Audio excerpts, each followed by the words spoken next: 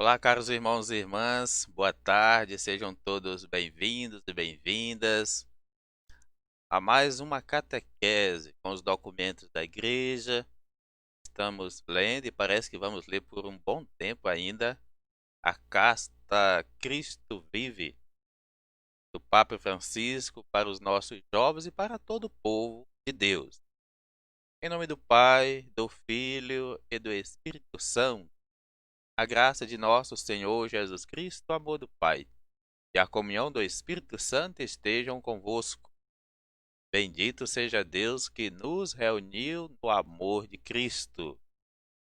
Deus abençoe e nos ajude a fazer uma boa partilha desse texto escrito com muito amor, que ilumina, que termina lendo a realidade de cada um de nós, de nossos jovens, de nossas famílias, rezando para a transformação de todos eles, que termina sendo a transformação de todos nós. Estamos reunidos em nome do Pai, do Filho e do Espírito Santo.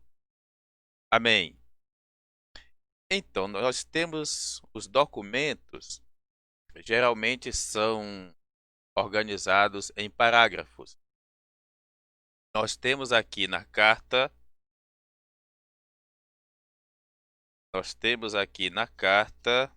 por exemplo, 299 parágrafos. Imagine que hoje talvez a gente chega aos 90, vamos ver. A gente sempre procura fazer no espaço de 40 a 50 minutos no máximo, que é o tempo esgotado de paciência que você tem para nos acompanhar. Então, no encontro passado, nós fizemos uma partilha bonita, trazendo presente o testemunho de alguns santos e santas que o Papa Francisco, junto com os bispos neste sínodo, eu acredito que eles tiveram essa feliz ideia. Porque realmente, se a gente poderia ler mais a história dos nossos santos, poderia ser conteúdo dos nossos grupos de jovens, poderia ser conteúdo na nossa catequese, porque todo testemunho, e eles são enriquecedores. Imagine que uma coisa é a biografia de um santo, outra coisa é a contribuição teológica, espiritual, pastoral, missionária que aquele santo deu.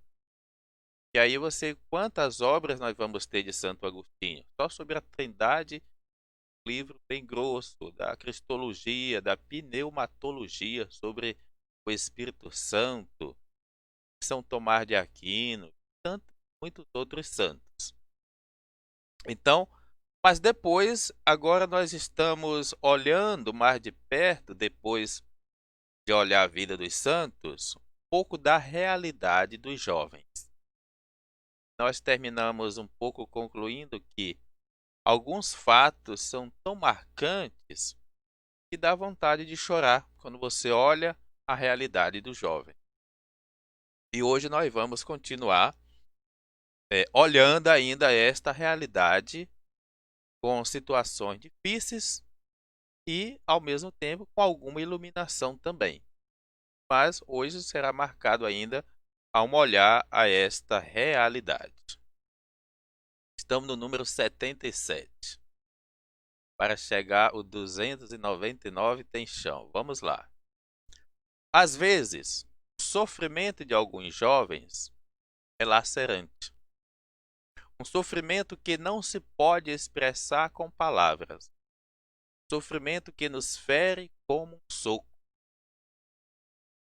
Existe em cada jovem uma realidade tão desconhecida, às vezes até pelos pais, que lhe leva a um grande sofrimento. Quantas vezes eu mesmo passei situações que eu não podia dizer para minha mãe, não podia falar para outra pessoa. E existe um conflito dentro da gente. Estes jovens só podem dizer a Deus que sofre muito. Eles custa imenso continuar para adiante que já não acreditam em ninguém, mas, deste grito desolador, fazem-se ouvir as palavras de Jesus. Felizes os que choram, porque serão consolados. É papel de todos nós sempre levar uma palavra de esperança para o próximo. Sobretudo, mesmo que você não saiba nada, mas sempre se despeça, sempre que cada ocasião, cada encontro, qualquer pessoa, e sobretudo com o jovem, diga coragem, vamos lá, tenha fé, porque você nunca sabe o que tem lá dentro da pessoa. E às vezes a palavra que ele está esperando deve sair da gente. Há jovens que conseguiram abrir caminhos na vida porque lhes chegou esta promessa divina. Junto de um jovem atribulado, possa haver sempre uma comunidade. Já no início, falou-se da importância da comunidade. Mas que a comunidade, o grupo de jovens, a pastoral da juventude, seja sempre uma alternativa para esse jovem. Na minha comunidade, frente a qualquer situação que eu esteja passando, eu sei que na hora que eu decidir, eu posso estar em um grupo de jovem, porque eu sei o dia que o grupo se encontra, eu sei que o grupo vai me acolher, eu sei o dia da celebração da comunidade, eu sei quem são as lideranças e que lá vão me acolher e vão me ajudar a fazer uma experiência de fé. Uma comunidade cristã para fazer ressoar aquelas palavras com gestos, abraços e ajuda concreta. É verdade que os poderosos prestam alguma ajuda, mas muitas vezes por um alto preço. E aqui ele vai colocar o exemplo de outros países, de outras potências, que sempre vê o jovem como alguém diminuído e, quando olha a sua potência no sentido de exploração e não de promover, é bem diferente. Em muitos países pobres, a ajuda econômica de alguns países mais ricos costuma estar vinculada à aceitação de propostas relativas à aceitação de propostas à sexualidade, ao matrimônio, à vida ou à justiça social. É por isso que hoje tem um tráfico, tem gente que casa só por uma questão de legalidade nos Estados Unidos, em outros países, por exemplo. Esta colonização ideológica prejudica de forma especial aos nossos jovens. Mais à frente eles vão colocar porquê disso. A cultura atual promove o modelo de pessoa estreitamente associada à imagem do jovem. É interessante isso aqui. Sente-se belo quem se apresenta jovem, quem realiza tratamento para cancelar as marcas do tempo. E olha que existe um grande conflito aqui, em que as pessoas têm. Uma coisa é você se cuidar, porque você se ama, porque você precisa estar atento à sua saúde. Hoje a importância da caminhada, no sentido de exercício físico, de uma boa alimentação, mas ter a consciência também que os anos vão passando e quanto mais tempo de vida a gente vai adquirindo, também deveria ir acumulando experiências, capacidade de partilhar essas experiências com o próximo, com a juventude, e abrandando mais o nosso coração e se tornando mais referência para as novas gerações. Já pensou um pai que não dá exemplo, uma mãe que não dá exemplo, um avô que não dá exemplo, um adulto? Por quê?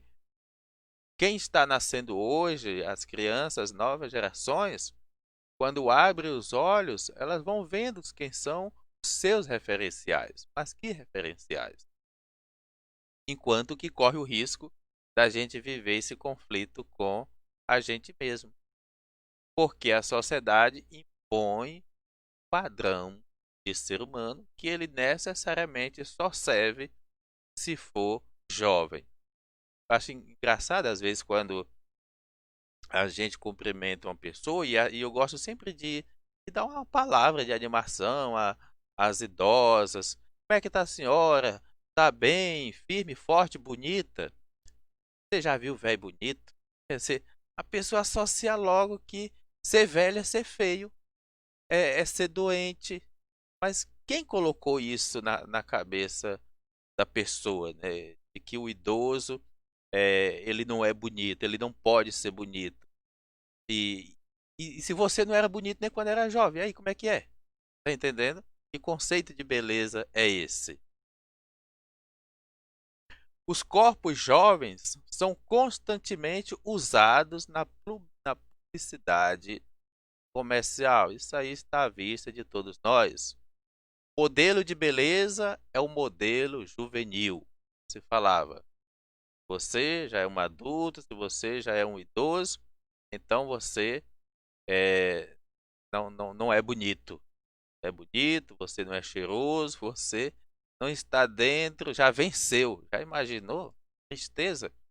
Quem foi que disse que, ao menos cronologicamente, a gente vai viver eternamente jovem? Se a própria a estatística só vai até os 29 anos. Então você vai viver 70 anos velho. Então precisa um pouco ressignificar isso aí. Porque aqui o modelo juvenil, mas é no sentido de exploração, não naquele sentido que geralmente a gente tem trabalhado, que é trabalhar um espírito sempre rejuvenescedor, que nos fortalece, que nos ajuda a sonhar sempre, que nos ajuda a sempre ter perspectiva de vida. Mas estejamos atentos, porque isto não é um elogio para os jovens. Precisa ter cuidado, é uma crítica. Significa apenas que os adultos querem roubar a juventude para si mesmos e que não respeitam, amam e cuidam dos jovens. Claro que nós temos muitas exceções, mas é verdade que muitas vezes as críticas que chegam aos nossos jovens, eu tenho dificuldade de ver o defeito do jovem de quem você está criticando.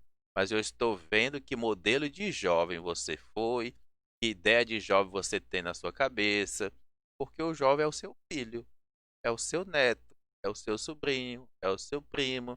Mas independente disso, não seria só por uma relação de parentesco, mas para dizer que quando eu falo do outro, por exemplo, na verdade, eu projeto até um passado. Alguns jovens sentem as tradições familiares como opressivas e até abandonam estas tradições. É possível. Sobre a pressão de uma cultura globalizada que às vezes os deixa sem ponto de referência. E aqui, gente, nós precisamos também trabalhar corajosamente. Existem fraquezas familiares? Existem. Não é porque eu sou um pai e uma mãe, eu tenho que passar a visão que eu sou infalível, que eu não erro, por isso eu nunca peço perdão, nunca. Não, os valores familiares precisam ser trabalhados sempre, sempre. Ah, mas não é porque um casamento não deu certo. Sim, mas família continua sendo família. Hoje, quantos modelos de família que a gente. Valores são valores para todas as gerações, para todas as formas de constituição familiar e humana. Então, muitas vezes, se a gente não trabalhar esses valores no tempo certo, é possível que a pessoa termine buscando fora aquilo que talvez ela não conseguiu adquirir dentro da sua própria casa.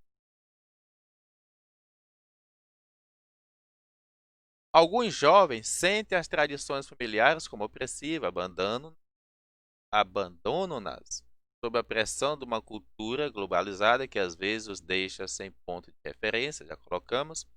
Entretanto, noutras partes do mundo, entre jovens e adultos, não há verdadeiro e próprio conflito geracional, conflito de geração, porque eu sou velho, porque você é novo, mas um alinhamento de cidade, como é bonito, uma família que dialoga, pais que brincam com os filhos, que passeiam com seus filhos, que estudam junto, que fazem as tarefas de casa juntos. Uma vez eu fui para um encontro de liturgia em Crato, de um jovem lá, de 18 anos. E lá, o curso, como em muitos dos nossos cursos, a pessoa tem que lavar o seu prato e outros afazeres.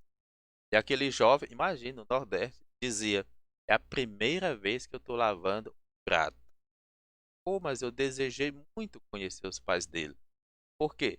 Se era a primeira vez com 18 anos que ele estava lavando um prato, significa que ele nunca varreu um quarto, que ele nunca varreu a casa, que ele nunca arrumou a cama dele, que ele nunca lavou a roupa dele. Aí, pais, você se torna empregado dos filhos e não os educa para a vida. E eles vão já nascer com a ideia de patrão, ainda que não sejam, e péssimos patrões. Assim, a relação entre jovens e adultos corre o risco de se deter no plano afetivo sem tocar na dimensão educativa e cultural. Ah, eu amo meu filho me ama, estou com saudade e tudo mais, mas na hora de dar uma orientação e até mesmo de corrigir, ah, pai, ah, mãe, aí eu não aceito. Então, precisa ter essa sabedoria para não confundir uma coisa com a outra. Quanto dano faz isso ao jovem? Embora alguns não se deem conta, os próprios jovens nos fizeram notar que isso dificulta imensamente a transmissão da fé. Porque é, mais do que uma orientação, num primeiro momento, os filhos deveriam normalmente acompanhar seus pais na vida comunitária. E isso, como falava ontem, a live sobre a iniciação à vida cristã. Se a gente tem famílias, pais iniciados também, eles terão condições de iniciar os seus filhos. Porque há realidades que os filhos é que vão fazer a iniciação dos pais. Aí é o fim do tempo. Os jovens reconhecem que o corpo e a sexualidade são essenciais para a sua vida e para o crescimento da sua identidade. Quer dizer, tem sempre uma certa preocupação com o corpo, com a sua performance, apesar de outros valores ou contra-valores que são colocados aí pela sociedade, mas no geral, o jovem também busca se amar. Mas no mundo que destaca excessivamente a sexualidade, é difícil manter uma boa relação com o próprio corpo e viver serenamente as relações afetivas. E isso é muito delicado. E é por isso que tem surgido quantas leis no dia de hoje para poder impor limite. Às vezes as pessoas confundem o abraço, confundem a pessoa que tem uma abertura de diálogo com todo, porque termina sexualizando todas as relações. Aí você empobrece. Eu tenho que olhar o próximo e ver ele um irmão, que eu amo, que eu respeito, que eu me sinto bem estando com ele ou com ela.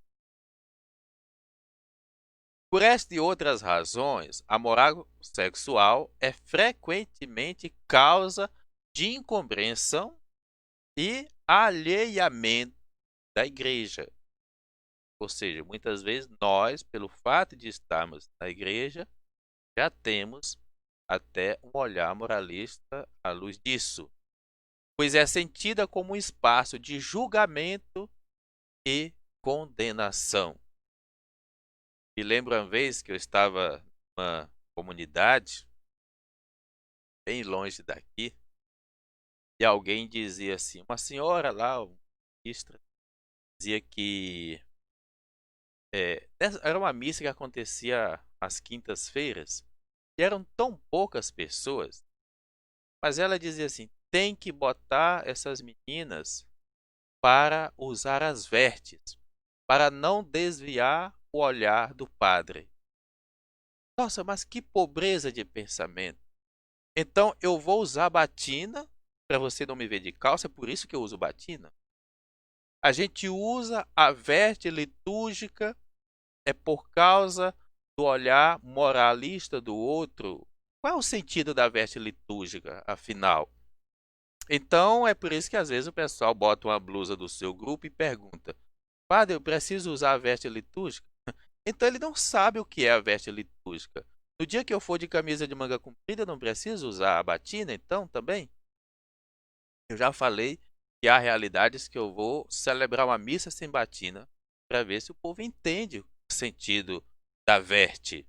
Quer dizer, o moralismo, ele sempre vai empobrecer a verdade da realidade, que é sempre um jeito hipócrita da gente fazer uma leitura daquilo que está à nossa frente. Então, ao mesmo tempo, e o jovem não vai aceitar, nunca vai aceitar. Você tem que saber trabalhar e dar o verdadeiro sentido e valor de cada coisa. Devemos ser honestos e transparentes. Por isso que precisa formação.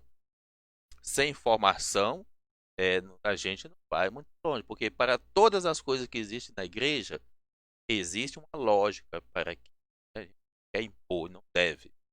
Ao mesmo tempo, os jovens expressam de maneira explícita o desejo de se confrontar sobre as questões relativas à diferença entre identidade masculina e feminina, a reciprocidade entre homens e mulheres e a homossexualidade. É verdade, essas temáticas que antes eram grandes tabus, que não podia nem se tocar, não podia se falar de forma alguma, nem nos grupos de jovens, hoje até live se está fazendo. Os livros para os grupos de jovens, para ler, porque, gente, o ser mais complexo que nós temos é o ser humano. Sempre foi, e agora é que está difícil você saber quem era o ser humano, como lidar com o ser humano. Porque nós temos infinitas possibilidades e todas, ou na sua grande maioria, elas nos roubam a gente mesmo. Então a gente tem uma dificuldade de identidade e as coisas não são tão bem padronizadas assim. Então é necessário, qual é o caminho? O diálogo, colocar em pauta. Mas para colocar em pauta temáticas assim, precisa coragem, precisa realmente a capacidade de suportar crítica, de vencer tabus. E não é todo mundo que tem estrutura para isso. Não. Tem gente que uma pequena crítica já desaba, que não volta mais. Nos jovens, encontramos também gravados na alma, diz, olha que isso aqui são palavras do Papa, tá, minha gente? Gravados na alma os golpes recebidos, os fracassos, as recordações tristes. Já pensou em algumas famílias se o jovem guardasse todas as brigas que viram, todas as situações que sua mãe passa, todas as situações, sei lá, cada um tem aí as suas situações em que experimentam esses golpes que o Papa fala. Muitas vezes são as feridas das derrotas de sua própria história, dos desejos frustrados, das discriminações e injustiças sofridas de não ter sentido, amado ou reconhecido. Claro, todo mundo vai passar por alguma coisa assim. É importante sim que a gente aprenda o significado do não, que a gente aprenda até levar algumas topadas, mas saber tirar uma lição daquilo que nos foi negado, daquilo que não deu certo. Isso é o que vai nos dar um caminho de educação e construção. Além disso, temos as feridas morais, peso dos próprios erros, o sentido de culpa por ter errado. Isso os jovens que têm, né? Mesmo aqueles que, sei lá, já estão aí, entregar a sua vida à droga, ao erro e tudo mais, eles apenas canalizaram da forma errada esses sentimentos. Mas não é que eles não os tenham, mas eles têm da mesma forma. Jesus faz-se presente nestas cruzes dos jovens para lhes oferecer a sua amizade, o seu alívio, a sua companhia sanadora. E a igreja quer ser instrumento dele neste percurso rumo à cura interior e à paz do coração. Anote aí, o jovem que estiver assistindo, Jesus faz-se presente nas nossas cruzes. Isso é consolador. Isso nos faz sentir amado. Jesus nos alivia quando todo mundo parece nos condenar e jogar a pedra. E a igreja, que é sacramento de Cristo, deve ser esse Cristo que realmente acolhe, que realmente ameniza as nossas cruzes. Em alguns jovens, reconhecemos um desejo de Deus. Embora não possua todos os delineamentos do Deus revelado, outros podemos vislumbrar um sonho de fraternidade. O texto que está aqui, como ele é uma tradução não igual a que está no livro, termina o tradutor colocando termos bem diferentes do que normalmente a gente lê. Bom, só para a gente entender. Em alguns jovens reconhecemos um desejo de Deus. Isso de modo geral. Embora nem sempre esse desejo de Deus está bem construído. Em outros podemos vislumbrar um sonho de fraternidade, mesmo a quem não tem, digamos que, uma religião definida, uma igreja definida, mas mesmo assim um sonho de que ele precisa ajudar o próximo. E aí, estruturas que nós temos que nos ajudam a fazer isso, a principal dela talvez seja realmente a igreja. Em muitos, existe um desejo real de desenvolver as capacidades de que são dotados para oferecerem algo ao mundo.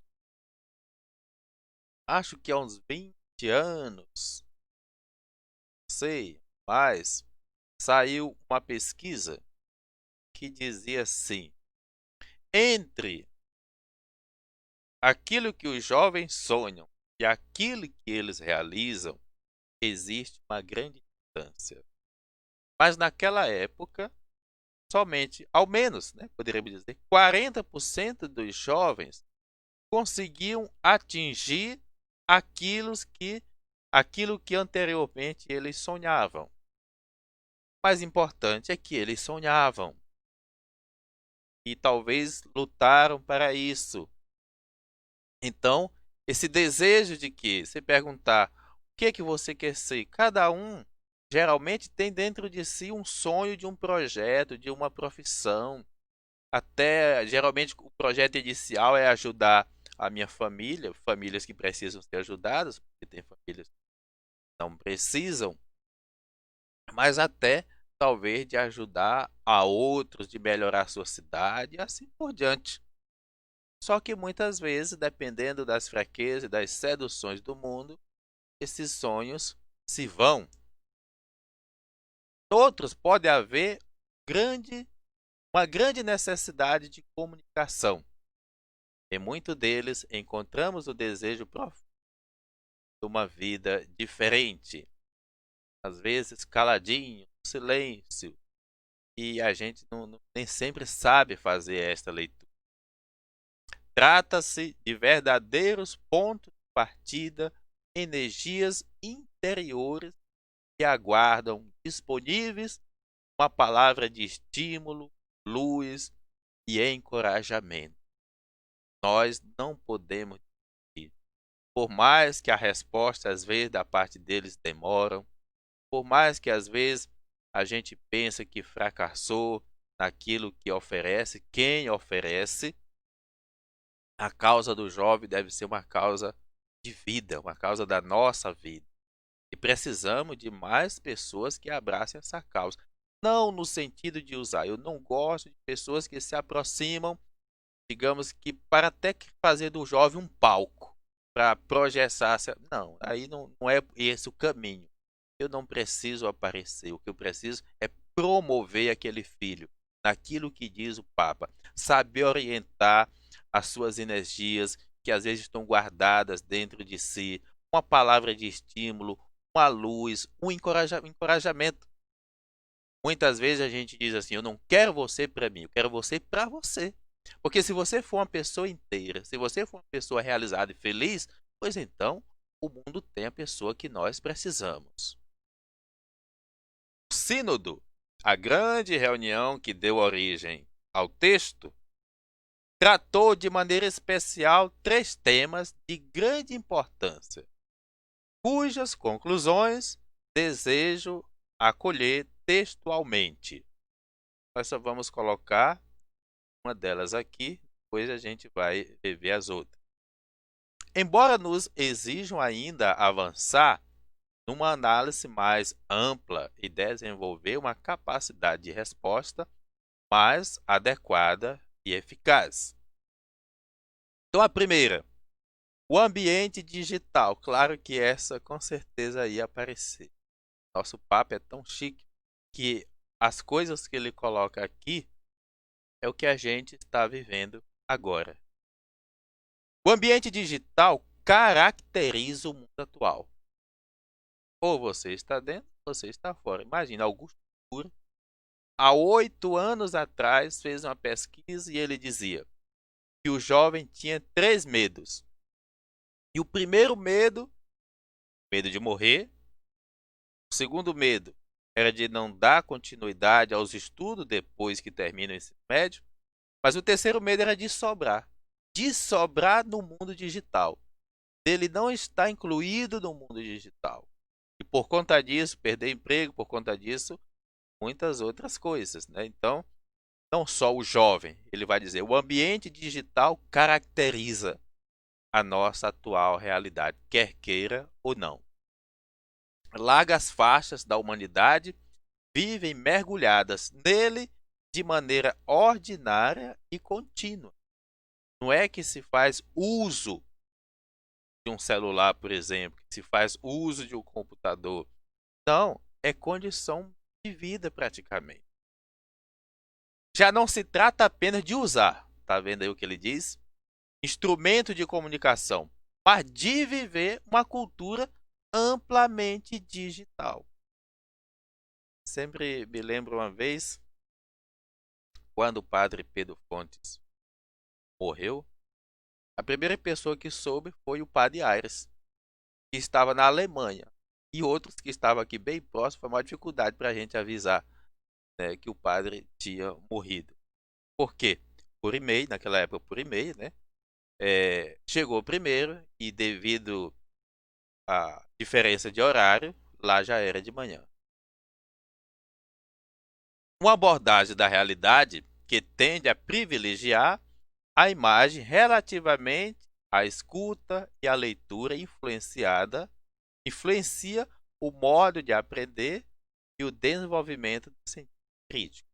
Então aqui vem algo grave, forte, marca desse tempo. Porque aí corre o risco de você não ler o livro, corre o risco de você criar um déficit de atenção. O Padre Fábio de Mello tem alguns textos interessantes sobre isso. O Padre Fábio, ele é um antropólogo, então ele conhece muito do ser humano e ele diz: sempre que você sai do celular, você sempre vai sair pior. E é por isso que às vezes você dorme menos, é por isso que você tem insônia, e é por isso que às vezes você tem indisposição para trabalhar e, consequentemente, para a vida. Então precisa ter muito cuidado. A internet e as redes sociais geraram uma nova maneira de comunicar e criar vínculos, sendo uma praça. O papo é extraordinário, né? Ou sendo uma praça.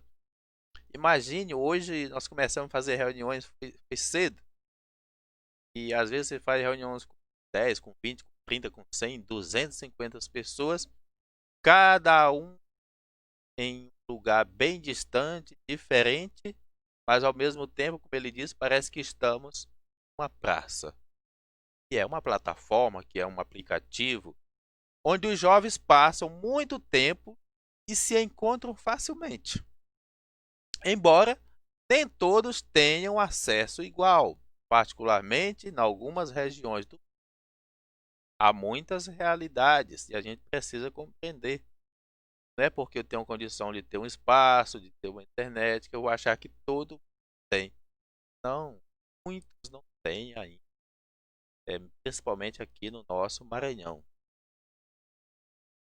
Em todo caso, constituem uma oportunidade extraordinária de diálogo, encontro e intercâmbio entre as pessoas, bem como de acesso à informação e ao saber. Quer dizer, por mais que se possa fazer uma crítica, é também esse meio que nós precisamos saber bem usar. Além disso, o mundo digital é um contexto de participação sociopolítica e de cidadania ativa, podendo facilitar a circulação de uma informação independente capaz de tutelar eficazmente as pessoas mais vulneráveis, revelando as violações dos seus direitos. É um parágrafo que traz muita coisa, né? Primeiro, a importância da nossa participação política. Pelas redes sociais você pode criticar mais, pelas redes sociais você pode propor, sugerir, conhecer o perfil de um candidato, um histórico que até então, antes você não tinha essas possibilidades, até porque só ouvia mesmo de 4 em 4 anos. Então, assim, há muitas possibilidades que as redes sociais, o mundo digital pode nos dar no sentido de fazer uma boa construção. Embora também é o caminho mais curto para você destruir, principalmente no sentido moral. Em muitos países, a web e as redes sociais já constituem um lugar indispensável para alcançar e envolver os jovens nas próprias iniciativas e atividades pastorais. Por que nós estamos hoje fazendo lives? Por que nós estamos usando mais por causa da pandemia? Imagine, isso aqui foi escrito há quanto tempo já? Foi por causa de pandemia que o Papa escreveu isso aqui. Mas a pandemia, apesar das mortes, mais de 130 mil do Brasil, ela também nos obrigou, talvez a descobrir isso como valor, talvez a fazer um uso melhor, mais inteligente, mais sábio, mas a favor até mesmo da missão e da pastoral. Mas, para entender este fenômeno, na sua totalidade, é preciso reconhecer que possui, como toda realidade humana, limites e déficits. Que nós não podemos viver desses limites e dessas deficiências, mas sempre elaborar proposta, projeto, estratégias. Não é isso que estamos convivendo? Todo mundo precisa ter um celular, esse celular precisa ter internet, precisa ter os aplicativos. Pois então, como é que a gente, como líder, vai criar estratégia para ocupar e prender a nossa atenção naquilo que é bom e e que de melhor a gente pode tirar como proveito desta realidade, que a gente não sabe se algum dia ainda vai viver sem ela. Pode ser que surja até coisa aí mais sofisticada, né? Não é salutar confundir a comunicação com simples contato virtual. Nós estamos virtual nesses tempos, mas nós sabemos que esse não é o jeito normal, que esse não é o jeito que a gente quer, que esse não é o jeito que nos torna mais feliz. De fato, o ambiente digital é também um território de solidão, manipulação, exploração e violência. E isso pode se dar 24 horas. Mesmo que eu esteja me comunicando com alguém que está bem distante, ainda assim eu estou só. Talvez porque agora está muito fácil eu ficar indiferente com quem mora comigo. Está muito fácil eu romper uma amizade porque o mundo virtual me cria a ideia que eu sou amigo do outro acolá que não me conhece, por isso que é meu amigo, porque não me conhece. Está muito fácil eu até mudar de família porque o mundo virtual me cria a ideia que do outro lado da tela aquilo lá e aquele lá é melhor. Então, o ambiente digital é um território de solidão, sim. Embora há situações, né, que até cria interações. Eu acho bonito, por exemplo, os idosos. Aquelas idosas que estão aí mais, talvez, prestando serviço, caras, e que o maior tempo é dentro de casa, alguns até com uma certa doença, sei lá, mas que estão ali em casa. Mas eu acho bonito aqueles que aprenderam a mandar um áudio, que pode mandar um áudio para o filho, pro neto, às vezes até para o padre.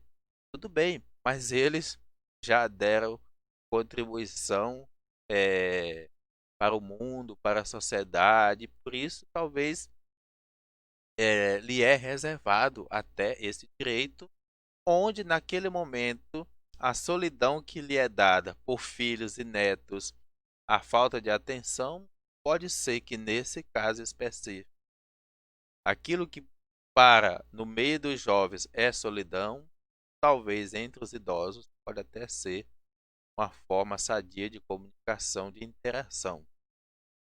Os meios de comunicação digitais podem expor ao risco de dependência. Verdade. Quem é que não está dependente? Faça aí um exame para ver. Isolamento e perda progressiva de contato com a realidade concreta, dificultando o desenvolvimento de relações interpessoais autênticas. Imagine, há uns 20 anos, acho que eu tô velho, né, gente? Sempre fala nesses tempos assim. Tem uma afilhada que naquela época a malhação estava bem no auge. E aquela minha afilhada, digamos que ela chegou o tempo de namorar, né? E os meninos diziam assim que aquela moça nunca tinha namorado porque no bairro dela não tinha nenhum jovem como aquele perfil de jovem que a malhação apresentava, né? Imagine quanta alienação. Então, perca progressiva da realidade concreta. Você não se percebe onde é que está. Depois dificulta o desenvolvimento de relações interpessoais autênticas. E aqui, gente, olha só o papel da comunidade. Olha só o papel do grupo de jovens. Toda a comunidade não deve esperar somente os jovens se organizarem. Porque talvez o jovem que chegou ali ou está chegando, ele nem sabe o que é grupo de jovens, ele nem sabe o que é pastoral da juventude. São os adultos que devem criar a estrutura que facilite. Seria bom que cada comunidade mesmo tivesse um adulto assessor que acompanhasse, que ajudasse a manter, porque o jovem ele precisa de alguém que acompanhe. Então, não basta dizer da minha comunidade não ter um grupo de jovens. Não, filho, se tem jovem, pois então você tem condições de juntar e eles gostam de certa forma disso. Difundem-se novas formas de violência através das redes sociais.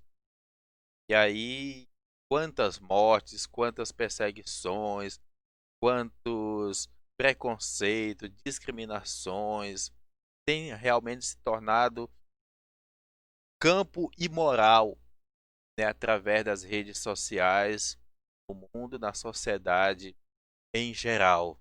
Precisamos fazer uma faxina na gente e rezar para que a gente também não venha contribuir e nem ser responsável por práticas assim.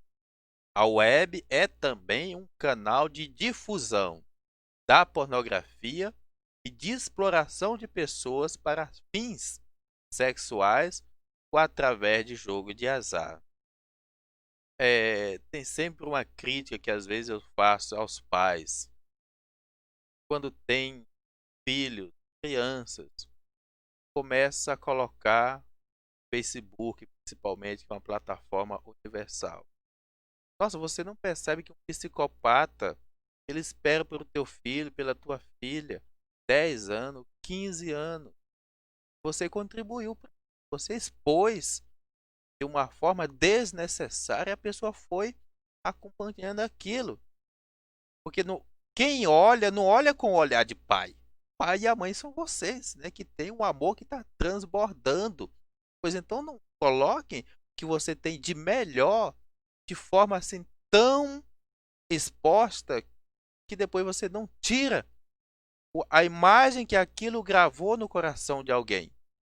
Positivo, mas perigoso, no sentido negativo.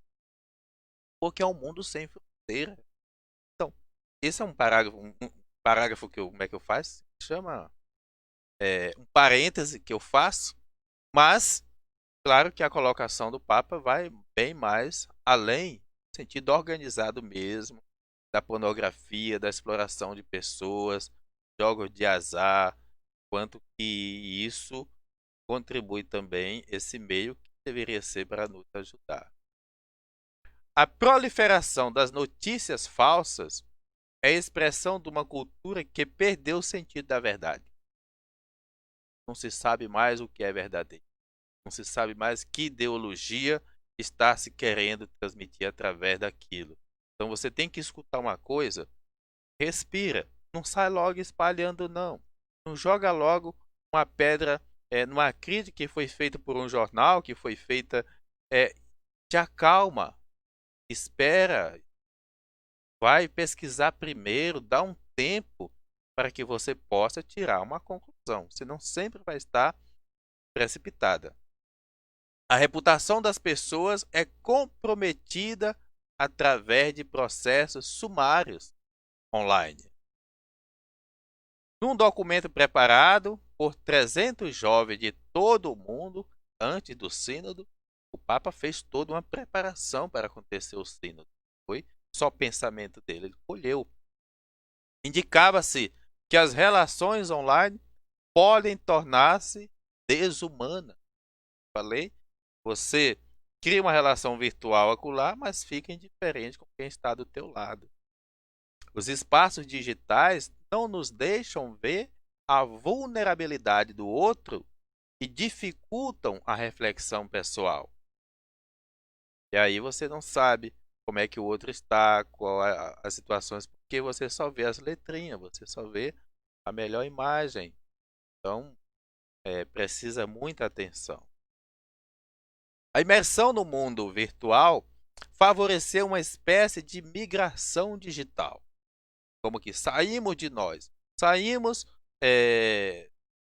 do presencial, não por causa da pandemia, mas estamos como que aqui, mas sempre mais preso ao virtual. Isto é, um distanciamento da família, dos valores culturais e religiosos, que leva muitas pessoas para um mundo de solidão, chegando ao ponto de sentir a falta de raízes, embora fisicamente permanecendo no mesmo lugar. Me faltam raízes, embora eu estou aqui dentro de casa, minha família está aqui, e são aqueles que realmente fincam nos verdadeiros valores. Mas eu estou tão fora desta realidade que não a percebo, que não a vejo. Eita, papa danado, né? A vida nova e transbordante dos jovens, que impele a busca, a afirmação do próprio, da própria personalidade, enfrenta atualmente um novo desafio. E olha que na cronologia das gestações, na 12ª semana, a nossa personalidade já começa a ser formada. Mas os conflitos na época da juventude são maiores por quê? Porque até, digamos que eu chegar aos 15 anos, 17 anos, quantas coisas eu já recebi na vida. E agora eu preciso, algumas se tornaram tanto lixo que para eu tirar esses entulhos e filtrar o que é bom para mim, não vai ser fácil. Bem-aventurado quem foi educado de uma forma que não deixou tornar-se um lixeiro de tanta coisa. Interagir com o mundo real e virtual, do qual se entra sozinho, como num continente desconhecido. Os jovens de hoje são os primeiros a fazer esta síntese entre o pessoal, o específico de cada cultura e o global. Tem coisa que diz respeito a mim, tem coisa que diz respeito a uma cultura própria, seja do negro, do índio, do branco, da mulher, das relações afetivas e do mundo global. Mas isto requer que eles consigam passar do contato virtual a uma comunicação boa e saudável. Sempre compreender que o virtual, o celular e tudo mais são apenas canais, mas que o que conta mesmo é o que está do lado de cá e o que está do lado de lá. É a relação que me faz aproximar do outro. A gente conclui aqui e pede mais uma vez a bênção de Deus para a nossa juventude. Obrigado por quem nos acompanhou, para quem fez conosco a catequese. Catequese é aprender, é acrescentar, nem que seja o menor dos graus do nosso conhecimento para a nossa vida, para o nosso coração. Deus abençoe e salve a nossa juventude. Em nome do Pai, do Filho e do Espírito Santo. Amém.